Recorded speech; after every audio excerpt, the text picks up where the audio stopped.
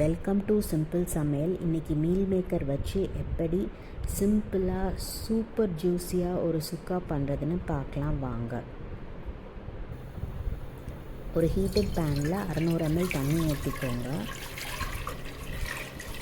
Water bubbles வந்தப்புறம் 1/2 spoon உப்பு add பண்ணிக்கோங்க. அது நல்லா மிக்ஸ் பண்ணிக்கோங்க. முன்னாடியே உப்பு ஆட் பண்ணக்கூடாது, ஆட் பண்ணால் வெள்ளையே ஆகும். அப்புறம் 200 கிராம் மீல் மேக்கர் ஆட் பண்ணிக்கோங்க. நல்லா மிக்ஸ் பண்ணி விடுங்க. லிட் வச்சு க்ளோஸ் பண்ணி குக் பண்ணாதீங்க, இது பொங்கி வரும். 3 minutes அப்புறம் நல்லா நுரை வந்த அப்புறம் ஸ்டவ் ஆஃப் பண்ணிவிட்டு அப்படியே விட்டுடுங்க.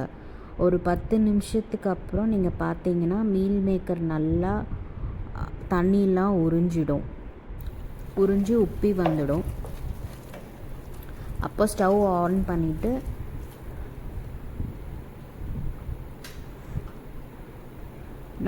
ml தண்ணி ஊற்றிக்கோங்க.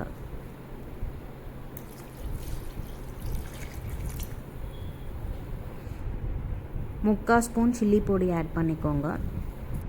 1 ஸ்பூன் பெப்பர் பொடி ஆட் பண்ணிக்கோங்க. நல்லா மிக்ஸ் பண்ணி விடுங்க.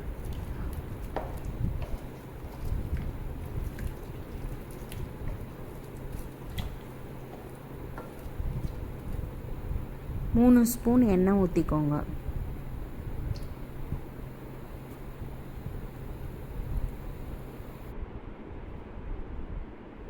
திருப்பி நல்லா ஸ்டிட் பண்ணி விடுங்க.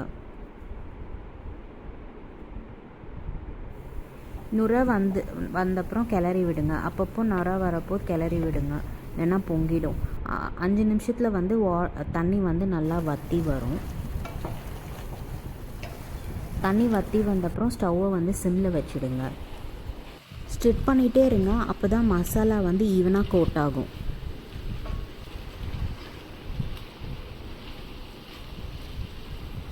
நீங்கள் எங்கேருந்து பார்க்குறீங்கன்னு எனக்கு கமெண்ட்ஸில் சொல்லுங்கள் ஃப்ரெண்ட்ஸ்.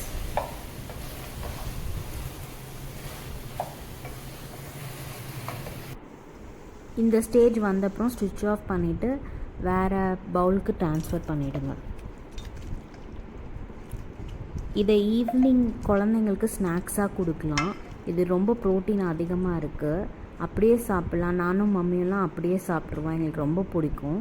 மட்டன் மாதிரியே இருக்கும், உள்ள நல்லா ஜூஸியாக இருக்கும். பண்ணி பார்த்துட்டு எப்படி இருக்குன்னு சொல்லுங்கள். ரசம், தால் ரைஸ், கர்ட் ரைஸ் எல்லாத்துக்கூடையும் நல்லாயிருக்கும். தேங்க்ஸ் ஃபார் வாட்சிங். இன்னொரு சிம்பிள் சமையலோடு உங்களை மீட் பண்ணுறேன்.